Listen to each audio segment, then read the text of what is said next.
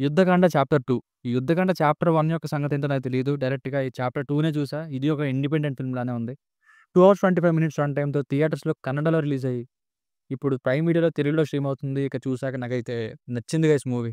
Songs, చిన్న love story ఇవన్నీ సోదనిపించినప్పటికి చాలా ఇంపాక్ట్ ఇచ్చి, ఆలోచించేలా చేసే ఒక స్ట్రాంగ్ మెసేజ్‌తో ఎండ్ చేశారు. ఇంపాక్ట్‌ఫుల్‌గా.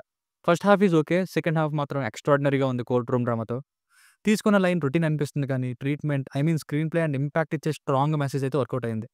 ప్రభుత్వం లైన్‌లో ఎన్నో కేసుల్ని వాయిదాలు వేస్తూ, ఒక సామాన్యుడికి న్యాయం దొరకడానికి కూడా చాలా టైం పట్టేలా చేస్తూ, అసలు ఒక మామూలు మనిషి ఒక కంప్లెయింట్ రిజిస్టర్ చేయడానికి కూడా ఈ ప్రాసెస్‌కి భయపడి వెనకపడుతున్నారు. అందుకే ఇంకొంతమంది అధికారుల సంఖ్యను పెంచి, చాలా దేశాల్లో లాగా ఏఐని వాడి న్యాయం చేస్తున్నట్టుగా ఇక్కడ కూడా అధికారులకి ఆ ట్రైనింగ్ ఇచ్చి, మరింత న్యాయం చేకూరే విధంగా ముందుకెళ్లాలనే మెసేజ్‌నిచ్చారు.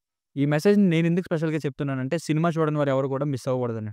అలాగే ఈ సినిమాలో స్పెషాలిటీ ఏంటంటే, ఇది స్పాయిలర్ కాదు. స్టార్టింగ్‌నే ఈ సీను. నిందితుడిని ఫస్ట్‌లోనే చంపేస్తారు. అయినా కానీ ఎలా చంపిన వారికి న్యాయం చేశారన్నది ఇక్కడ పాయింట్. అందుకే ఈ సినిమా రెగ్యులర్ కోర్ట్ రూమ్ డ్రామాస్‌కి కొంచెం డిఫరెంట్.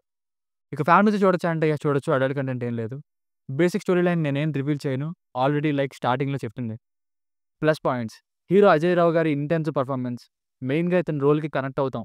ఈయన యాక్టింగ్ వల్ల. అండ్ క్లైమాక్స్‌లోని ఇంపాక్ట్‌ఫుల్ పెర్ఫార్మన్స్. సెకండ్ హాఫ్‌లోని court room drama out and out. Different message, music ఇవి బాగా వర్కౌట్ అయ్యాయి. సినిమాటోగ్రఫీ బావుంది.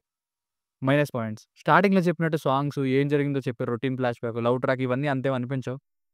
అండ్ ఎమోషనల్ కనెక్ట్ కూడా అంతలా ఏం లేదు. ఇక హీరో సేవ్ చేద్దాం అన్న ప్రతిసారి ఆ అమ్మాయి కావాలని అపోజిట్‌గా చెప్తున్నట్టు, కొంచెం కూడా బుర్ర యూజ్ చేయకుండా నెగెటివ్‌గా రెస్పాండ్ అవ్వడం ఇరిటేషన్‌గా తెప్పించింది.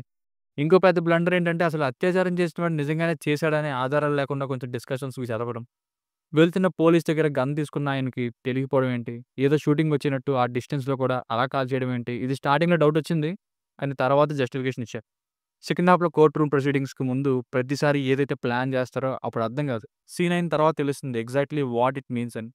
సో, ఫైనల్‌గా మూవీకి వర్డిక్ట్ ఏంటంటే, ముందు చెప్పినట్టుగా ఆ స్లో సీన్ అన్నెసెసరీ ట్రాక్ ఉన్నప్పటికీ, ఓవరాల్‌గా మూవీ మాత్రం మంచి ఇంపాక్ట్ ఇస్తుంది. కోర్ట్ రూమ్ డ్రామాస్‌ని ఇష్టపడేవారైతే అస్సలు మిస్ అవ్వకూడదు. It's a decent court room drama with a strong message. దీని రేటింగ్ వచ్చేసి ఇది నా ఒపీనియన్ 3.25/5. మీకు కనుక నా వర్క్ నచ్చినట్లయితే మరిన్ని రివ్యూస్ కోసం మన ఛానెల్‌ని సబ్స్క్రైబ్ చేసుకోండి. Thank you.